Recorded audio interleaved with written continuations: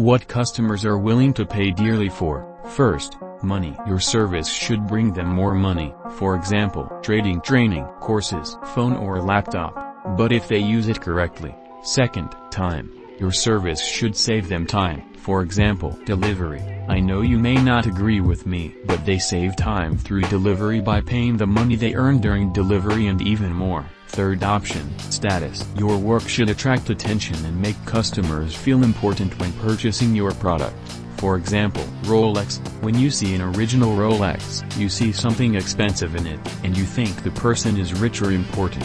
It's the same with an expensive car. Fourth, fear. Your work should help avoid a negative result. For example, editing their video. Yes, it does not help get rid of fear so well, but it gives confidence, because it is done by a professional.